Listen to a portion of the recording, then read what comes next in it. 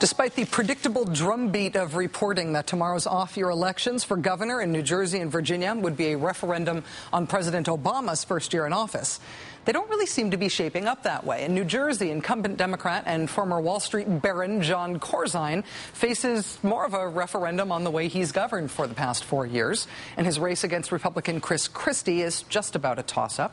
The Virginia race between Republican Bob McDonnell and Democrat Creed Deeds appears to be less about President Obama and more about Mr. McDonnell's ability to steer hard to the center away from his extra super socially conservative past, as well as Mr. Deeds' ability to get anyone excited about him at all. Mr. McDonnell appears to be winning in that race in Virginia. What has been illustrated by these two races is the state of fracture within the Republican Party. As usual, in 2009, the fracture can be seen through the prism of the Facebook fanatical former Republican governor and vice presidential nominee Sarah Palin. Via a parallel internet version of herself, Mrs. Palin endorsed both Republicans running for governor, McDonnell in Virginia and Christie in New Jersey. But curiously, she has not been seen on the campaign trail in either of those states. Her advisor said, quote, "The governor offered her assistance with both races. The ball is in their court." In Virginia, Bob McDonnell took the ball and dribbled as far away from Sarah Palin as he could without going out of bounds. He said, quote, "There was a time earlier on when she was governor when I thought she would come here, but I think she seems to be busy with books and other things like that." Ms. Palin did squeeze in time to record this robocall, notable mainly for the absence of two very important words. Check it out. Virginia, hello, this is Sarah Palin. Calling to urge you to go to the polls Tuesday and vote for Sheriff Principal. The eyes of America will be on Virginia, and make no mistake about it, every vote counts. So don't take anything for granted. Vote your values on Tuesday, and urge your friends and family to vote too. That was a robocall paid for by the Virginia Faith and Freedom Coalition, a Ralph Reed joint. It was not paid for by the McDonnell campaign. Still, you might have noticed that neither the word Bob nor the word McDonnell were actually said by Ms. Palin in the call. In other words, most recognizable person on the conservative fringe right, please don't mention the Republican candidate by name. In New Jersey, Republican Chris Christie hasn't shared a stage with Palin either. He did say in an interview over the summer, quote, "I don't think having Governor Palin here would do me or frankly the state a whole lot of good in the sense that we need to talk and focus on what the New Jersey issues are." But over the weekend, the independent candidate running for governor in New Jersey as well, Chris Daggett, took aim at Sarah Palin and other Republicans. I have had Republicans come in, from Rudy Giuliani to Sarah Palin to Christy Mijos, who's running for governor in Massachusetts, people in New Jersey Party, Republican Party. And to be honest with you, they don't understand. I'm not running as a disgruntled Republican. After that, Sarah Palin naturally social networked her response. She said, quote, "Please know that Daggett's claims are false. I've never even suggested he should drop out of the race. But come to think of it, ... A Daggett spokesman acknowledged that Palin did not ask Daggett to drop out previously. They had made a mistake, though Palin's response does suggest that he do so now. Folks may have hoped that tomorrow's elections would be a big feedback loop for President Obama's first year in office. But so far, it feels like we're learning a lot more about the opposition to President Obama than we are learning about him. Joining me now to break down these races is Melissa Harris-Lacewell, Associate Professor of Politics and African American Studies at Princeton University. Melissa, it's good to see you. Thanks for being here. Absolutely. Good to be here.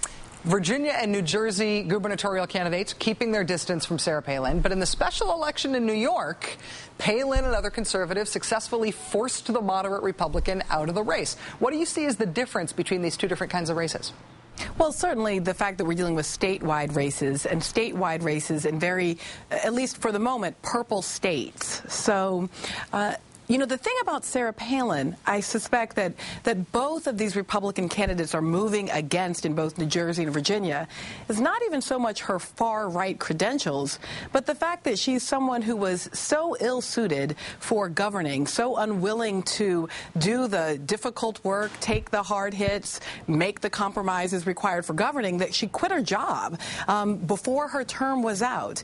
And these are both Republican candidates who, for whatever their problems, want to be taken seriously as, potential lawmakers, governors, administrators, chiefs of their state. They don't want to run next to someone who, when she had the job they had, governor of a state, she couldn't hack it. She couldn't finish. So I think that's really very different than the kind of quirky local politics that you see in, in congressional races. Those tend to be, sort of more full of local flavor. Statewide races, a little more serious.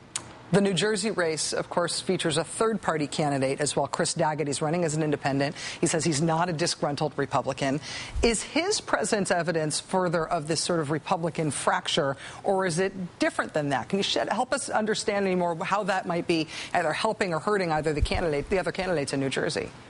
It's certainly true that in a state like New Jersey, where many voters think of themselves as independent-minded, a candidate like Daggett makes a difference. He can actually, be there, make a real showing, but he's certainly not going to win. He recognizes that he's not going to win, and it's pretty clear that he's going to be a spoiler for Chris Christie, not for Jon Corzine. So if Jon Corzine wins tomorrow, it will be in part because Daggett didn't leave. Look, Newt Gingrich said very early and consistently that a vote for Daggett is a vote for Jon Corzine. So, it's clear that although he's claiming not to be a disgruntled Republican, to instead be simply independent-minded of these kind of, quirky New Jersey politics, he's operating as a disgruntled Republican.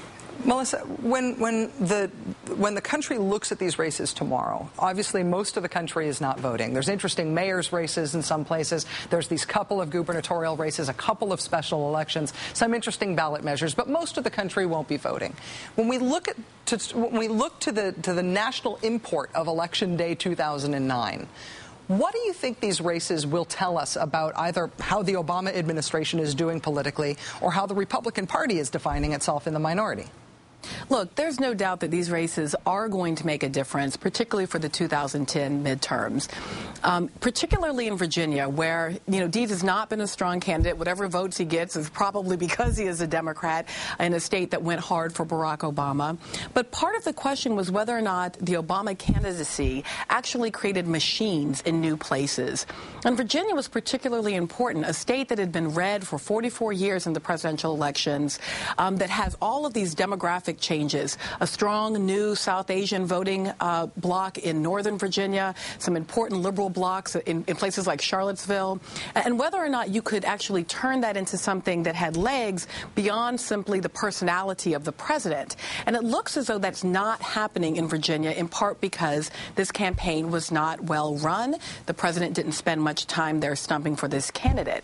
Now, in New Jersey, you've got someone who is, in certain ways, more progressive than Barack Obama, clear on his support for marriage equality, aggressive on questions of extension of health care.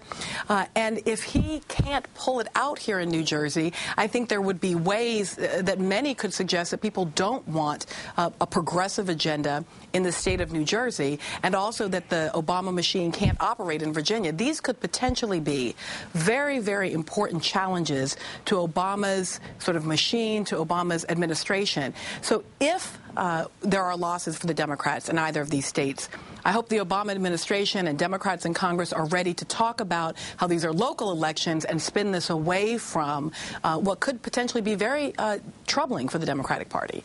Melissa Harris-Lacewell, Associate Professor of Politics and African American Studies at Princeton. Go Saints. Thank you for coming on the show tonight and for doing your first ever stunt. This is excellent. I really appreciate it.